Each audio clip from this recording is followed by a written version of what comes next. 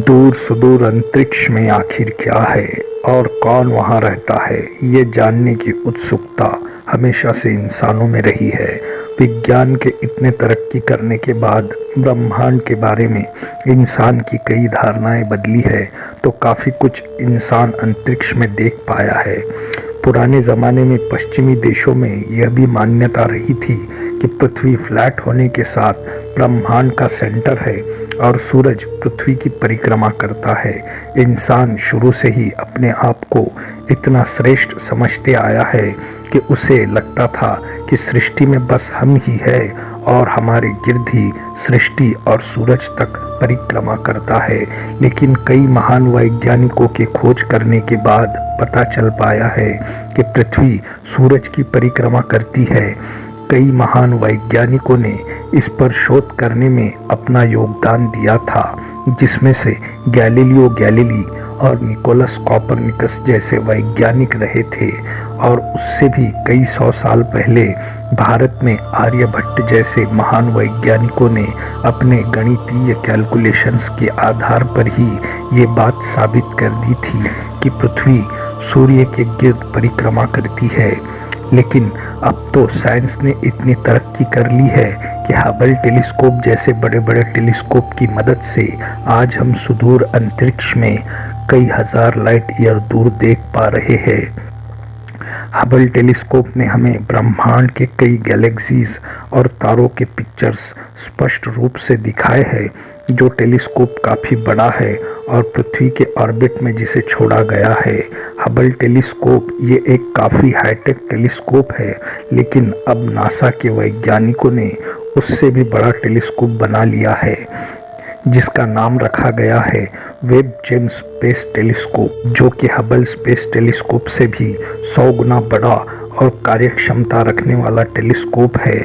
NASA का ये नया टेलीस्कोप पृथ्वी से 1.5 मिलियन किलोमीटर दूर धरती का चक्कर लगाएगा, तो जिसे 9.7 बिलियन अमेरिकी डॉलर की लागत से यह टेलीस्कोप बनाया गया है, जो कि अंतरिक्ष में लाखों लाइट ईयर्स दूर देखने की क्षमता रखने के साथ ही अंतरिक्ष में नए ग्रह और तारों के साथ ब्रह्मांड में जीवन की संभावनाओं को तलाशेगा।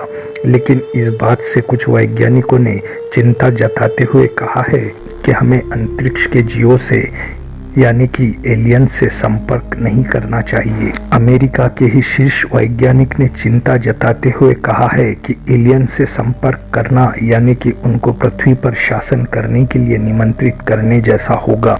अब तक एलियन पृथ्वी पर हमारे मौजूदगी से अनजान ही है, लेकिन इस टेलीस्कोप के लॉन्च के बाद उसके वजह से हम अनजाने में ही एलियन से संपर्क कर ले तो ये बात उन्हें परेशान कर सकती है, जो कि हमारे लिए अनुकूल नहीं होगी। और जो अब तक हमारे अस्तित्व से अनजान है, उन्हें हमारे अस्तित्व का पता चल जाएगा।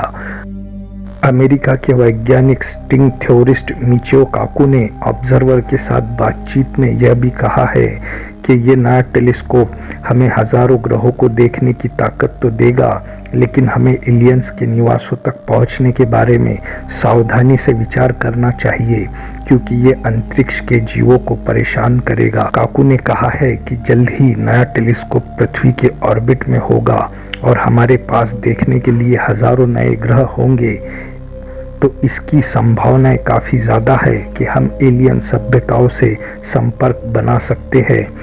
मेरे कुछ सहयोगी जो मानते हैं कि हमें उनके पास पहुंचना चाहिए, लेकिन मुझे ये लगता है कि ये एक भयानक विचार है। काकू ने चेतावनी देते हुए कहा है कि हमें एलियन सभ्यताओं से संपर्क नहीं करना चाहिए, जिसके कारण हमारे पृथ्वी पर हम अनजाने में एक नए संकट को न्योता दे बैठेंगे। अगर सब कुछ ठीक रहा तो इसी साल अक्टूबर 2021 में नासा इस टेलीस्कोप को लॉन्च करवाने की प्लानिंग कर रहा है।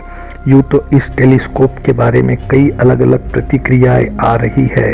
अब इसके लॉन्च के बाद ये इंसानों के लिए कितना फ़ायदेमंद साबित हो पाएगा, इसका जवाब अब तक तो भविष्य की गर्भ में ही छुपा हुआ है।